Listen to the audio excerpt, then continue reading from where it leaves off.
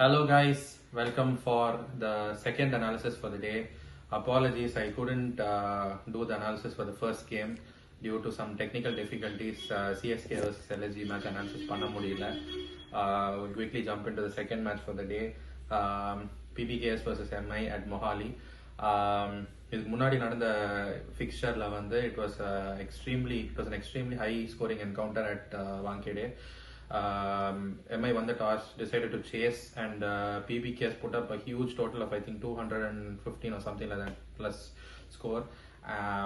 And MI tried to chase it down. Actually, they got pretty close, but then Ashdeep bowled to extremely pinpoint Yorkers in the last over.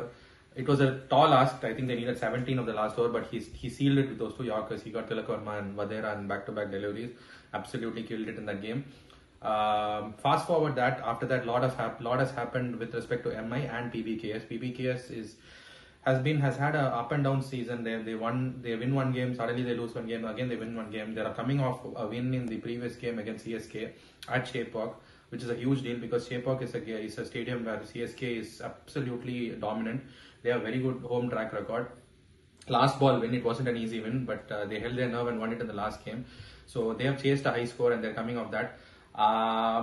As for MI, they are also coming off a chasing win against the likes of RR, which is another huge achievement because RR is second on the table. MI was dead on ninth in the table before that game. They are now on 7th position. That was also a humongous score, I think 213 or 214 if I'm not wrong. And the likes of Surya Kumar Yadav and Cameron Green put up a very good platform for the likes of Tim David, who played a Pollard kind of innings to finish that game. So both teams are coming off wins, huge chasing wins. Mohali, last game against LSG, PBKS lost that game because LSG scored 258 in that pitch. So before that, I think the Mohali pitch was scored, the average score was around 160 or 170. There was only one incident where they scored I think 190 plus, where Shikhar Dhawan scored a very big score. So if we are to go by the previous games, pitch, then we are looking at another 200 plus score here, run feast. Both teams have very good batting lineups. They bat deep. They have till 5 down, 6 down. They have proper solid batters who can easily score 200. Bowling wise, PBK's bowling they're not going to make too many changes by the looks of it. The likes of Ashdeep, Sam Curran, Rabada, Rahul Chahar, Sikandar Raza, Livingston, and Harpreet Brar. I think this will be their bowling unit. It has worked. I wouldn't say it's like completely flawless, but it has worked largely in games where there have been like a lot of runs being scored. So they've been able to kind of defend a large total. But in the previous game against LSG, they got absolutely taken apart. So again, like I said, PBK's tournament has been a hit or miss one, so you really don't know what kind of confidence they're going to come into this game with for this bowling unit. So, but again, they will take confidence from the previous encounter against MI. So I don't think they will chop and change too much with respect to bowling.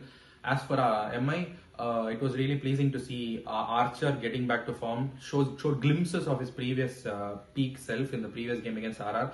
In the power play, he was bowling a lot of wides, but ஆனாலும் வந்து அந்த line and length கரெக்டா புடிக்காட்டியும் வந்து he was getting a lot of swing at the Wankhede wicket, and swing and bounce, and Butler and the likes of Jaiswal initially were little tentative against Archer. Showed glimpses again. I wouldn't say he's gone back to his peak, but there are signs that he might come back slowly to his groove. And huge news this is unofficial news, I don't know how far this is true, is that Chris Jordan, who was signed as a replacement, is likely to debut today.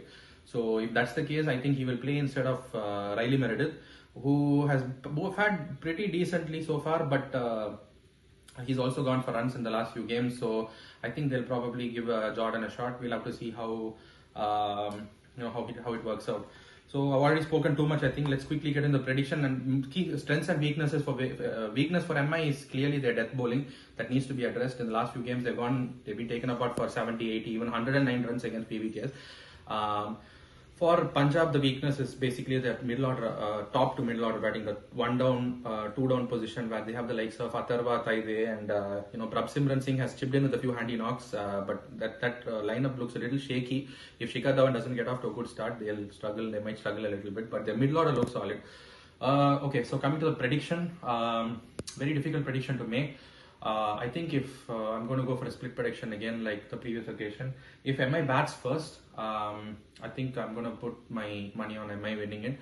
But if Punjab bats first and MI should chase, I think it'll be a little tricky because the Punjab has a pretty good bowling unit. Yeah, I agree that you might ask, hey, they did it against RR's bowling unit, can't they do it against Punjab's bowling unit? That's a very good question if you ask that, but yeah, the thing is like 210 plus scores, every single time. They did it once, but it's very difficult for no matter how world class your players are, no matter how explosive they are, to do it consistently in back-to-back games. It's like it's tough. Yeah, it's not possible. It's a little tough. I'm not saying it's not like possible, but it's difficult for it to happen on a consistent basis. So if MI chases, I would tilt my prediction in favor of PBKS. So yeah, that's my prediction for the day.